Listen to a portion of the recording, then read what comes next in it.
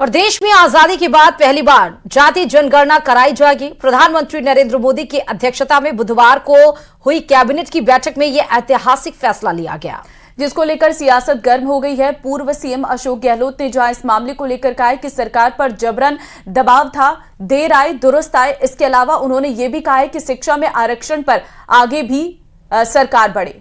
वे कहते थे कि कांग्रेस समाज को बांटने का काम कर रही है, लेकिन जबरदस्त दबाव से उन्हें यह करना पड़ा। क्या कुछ और कहा है, सीधे आपको सुनाते हैं।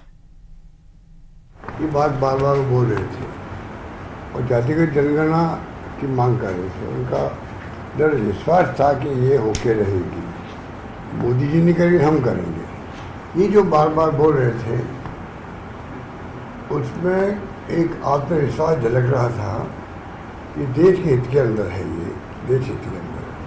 और मैं समझता हूँ उसी रूप में इस को लेना चाहिए हमें। इतना ज़बरदस्त दबाव पड़ा सरकार पर, आखिर में उनको फैसला करना पड़ा, आखिर में फैसला करना। और इसका सबने कहा है कि देर आए दुरुस्त आए। और अब ये तो एक स्टेप है। 50% का जो राइडर है वो ख़त्म करने के बाद भी राहुल ही कह रहे हैं कि 50% का राहुल जो है वो भी खत्म हो। जो शिक्षा में आरक्षण की बात की गई है, आर्टिकल 15(5), उसके अंतर्गत जो है प्रोविजन, समय आ गया कि उस पर भी सरकार आगे बढ़े। तो एक प्रकार से बहुत बड़ा डिसीजन सरकार ने किया है, इसमें कोई दो राय नहीं।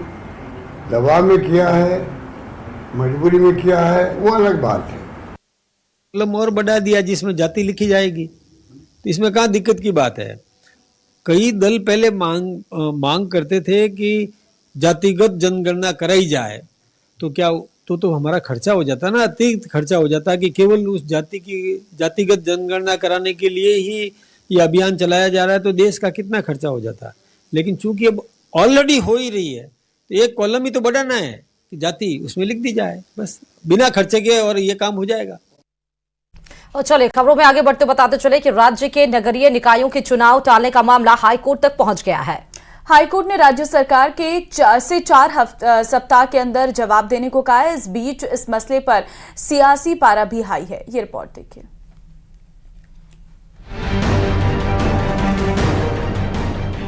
राजस्थान हाईकोर्ट से लगाई गुहार, संवैधानिक कर्तव्य की हो रही अनदेखी।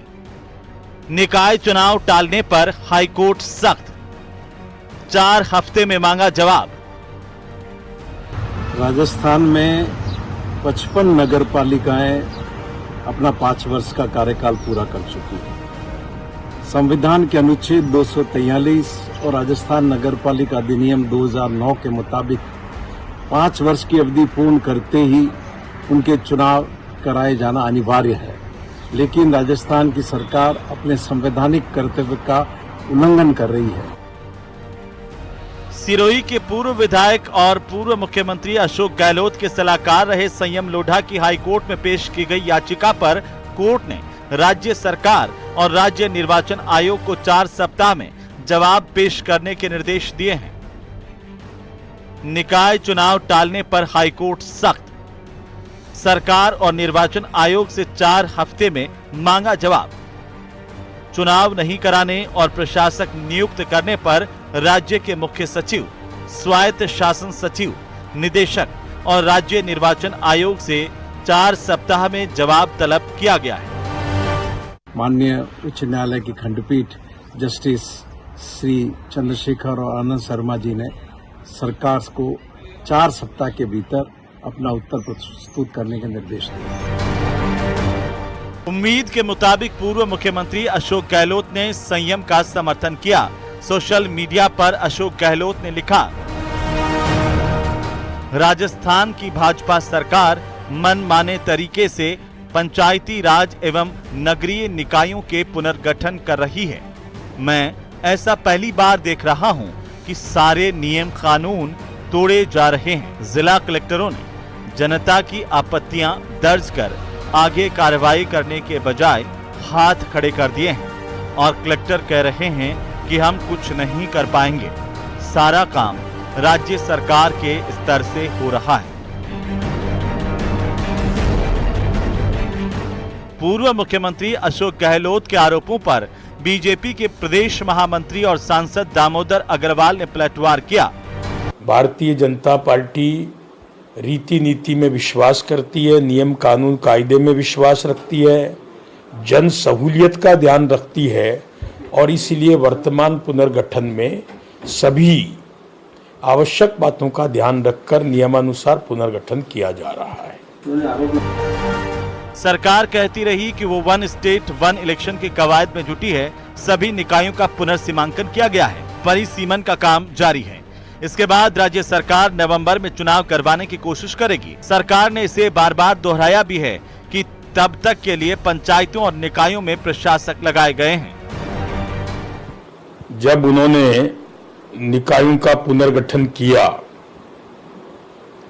तो जहां उनका वोट बैंक है वहां पर उन्होंने बहुत छोटे छोटे कई वार्ड बना दिए और जहां उनका वोट बैंक नहीं है वहां पर बहुत बड़े बड़े वार्ड बनाकर उनके विरोधी मतदाताओं का प्रतिशत निकाय में कम हो, इसका पूरा प्रबंध किया। 3 बार के मुख्यमंत्री रह करके आपने कराया तो वो जैसा किया करते थे वो हम पर थोप रहे हैं।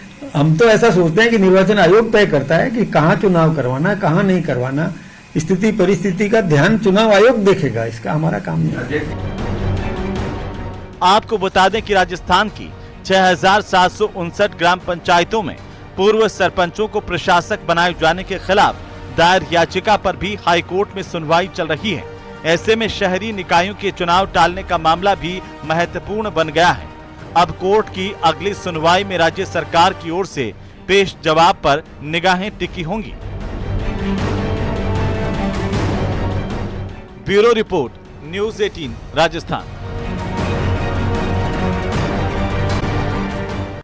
मोदी कैबिनेट ने बहुत बड़ा फैसला लेते हुए ऐलान कर दिया है कि वो जनगणना के साथ ही जाति वाली जनगणना भी करवाएगी।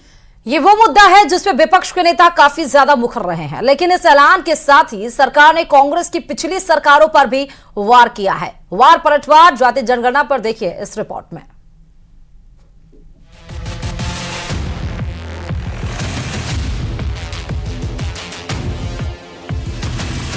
मोदी सरकार ने एक और ऐतिहासिक फैसले पर मोहर लगा दी है। पहलगाम हमले के बाद हुई पहली कैबिनेट बैठक में सरकार ने बहुत बड़ा फैसला लेते हुए ऐलान कर दिया है कि वो जनगणना के साथ ही जाति वाली जनगणना भी करवाएगी। इस ऐलान के साथ सरकार ने कांग्रेस की पिछली सरकारों पर भी वार किया। आज दिनांक 30/4/2025 के दिन प्रधानमंत्री श्री नरेंद्र मोदी जी के नेतृत्व में राजनीतिक विषयों की कैबिनेट समिति ने यह निर्णय लिया है कि जातियों की गणना को आने वाली जनगणना में सम्मिलित किया जाए। यह इस बात को दर्शाता है कि वर्तमान सरकार देश और समाज के सर्वांगीण हितों और मूल्यों के लिए प्रतिबद्ध है। कांग्रेस की सरकारों ने आज तक जाति जनगणना का विरोध किया है। आजादी की बाद की सभी जनगणनाओं में जातियों की जनगणना नहीं की गई। 1947 के बाद से अगर देखें, जातिगत जनगणना के फैसले को केंद्रीय मंत्री अमित शाह ने भी ऐतिहासिक करार दिया। अमित शाह ने अपने सोशल मीडिया हैंडल एक्स पर लिखा कि कांग्रेस और उसके सहयोगी दलों ने दशकों तक सत्ता में रहते हुए जातिगत जनगणना का विरोध किया और विपक्ष में रहते हुए इस पर राजनीति की, लेकिन इस फैसले से आर्थिक और सामाजिक रूप से पिछड़े हुए सभी वर्गों का सशक्तिकरण होगा, समावेशन को बढ़ावा मिलेगा और ये फैसला वंचितों की प्रगति के नए मार्ग प्रशस्त करेगा। जातिगत जनगणना का फैसला लेकर क्या मोदी सरकार ने विपक्ष का एजेंडा फेल कर दिया है? सवाल ये भी कि क्या मोदी सरकार के फैसले के बाद जाति वाली सियासत का अंत हो जाएगा या फिर जाति पर सियासी घमासान अभी और परवान चढ़ेगा? Bureau report, news 18। जयपुर से आपको बड़ी खबर देंगे, जहां पर राजस्थान में अवैध बांग्लादेशियों पर एक्शन की तैयारी। 600 से अवैध बांग्लादेशी चिन्हित किए जाएंगे और उसके बाद हाई लेवल मीटिंग में सीएम भजनलाल ने सघन अभियान चलाने के ये निर्देश दिए हैं। तो अवैध घुसपैठियों के खिलाफ ताबड़तोड़ एक्शन लेने के मूड में मुख्यमंत्री भजनलाल सरकार तैयार है। 600 से अधिक अवैध बांग्लादेशियों को चिन्हित किया गया है। कल हाई लेवल मीटिंग हुई थी जिसमें मुख्यमंत्री ने निर्देश साफ तौर पर दिए थे। आपको बता दें, सीएम भजनलाल ने अभियान चलाने के निर्देश दिए हैं। ये बड़ी खबर इस वक्त सामने आ रही है। राजस्थान में जो अवैध बांग्लादेशी ठहरे हुए हैं उन पर एक्शन की तैयारी में सरकार है और ऐसे में 600 से अधिक अवैध बांग्लादेशियों को चिन्हित किया गया है। कल एक हाई लेवल मीटिंग बुलाई गई थी जिसमें मुख्यमंत्री भजनलाल शर्मा ने ये निर्देश दिए थे।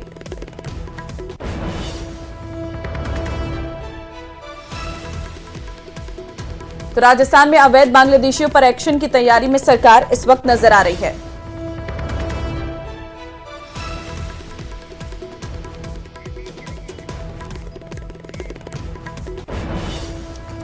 तो अवैध बांग्लादेशियों पर एक्शन की तैयारी आप देखिए कि पहलगाम हमले के बाद से, हालांकि इसके पहले ही अवैध घुसपैठियों और रोहिंग्याओं के खिलाफ जिस तरह से केंद्र सरकार सख्त है, उसी तरह राज्यों को भी हिदायत दी गई थी कि अपने अपने राज्यों से घुसपैठियों के खिलाफ ताबड़तोड़ एक्शन करके उनको सीमा पार किया जाए। और इसी को लेकर अब जब पहलगाम हमला हुआ उसके बाद से आप देखिए कि हर राज्य में, खासकर बीजेपी केंद्र जो शासित राज्य है, उसमें आप देखिए कि सभी जो सीएम है वो ज्यादा एक्टिव मोड में आ चुके हैं, चाहे वो घुसपैठियों के खिलाफ हो, चाहे वो अवैध तरीके से कोई भी रह रहा हो। तो 600 से अधिक अवैध बांग्लादेशियों को चिन्हित किया गया। अब इनको सीमा पार भेजा जाएगा। हाई लेवल इसको लेकर मीटिंग कल मुख्यमंत्री भजनलाल शर्मा ने बुलाई थी। उनकी अध्यक्षता में जो बड़ी बैठक हुई थी उसमें कड़े निर्देश और बड़े फैसले लिए गए हैं। एक सघन अभियान चलाने के निर्देश दिए गए हैं कि एक अभियान के तहत, एक मुहिम के तहत एक टारगेट बनाकर और इसको जल्द से जल्द इस राज्य को अवैधियों से, बांग्लादेशियों से, घुसपैठियों से, रोहिंग्याओं से जल्द मुक्त कराया जाए और ताकि राज्य आगे और अच्छे तरीके से विकसित हो सके। राज्य के जो सोर्सेज है वो राज्य के लोगों को, उनकी आवाम को मिल सके, ना कि जो सीमा पार अवैध तरीके से आके रह रहे राज्य में उनको वो सोर्सेज अवेलेबल हो पाए। उसको लेकर देखिए काफी ज्यादा एक्शन मोड भी नजर आए। कल 2-2.5 घंटे की मीटिंग हुई, इसके बाद से ये कड़े निर्देश मुख्यमंत्री भजनलाल शर्मा ने दिए हैं। देखिए, गोपनीय तरीके से जो रह रहे हैं उन पर धरपकड़ का अभियान चलाया जा रहा है। गोपनीय तरीके से ये अभियान चलाया जा रहा है। अवैध बांग्लादेशियों पर एक्शन शुरू हो गया है। गोपनीय तरीके से चलाया जा रहा है धरपकड़ का ये ऑपरेशन। अलग अलग इलाकों से 100 से अधिक संदिग्धों को यहाँ पर पकड़ा गया है।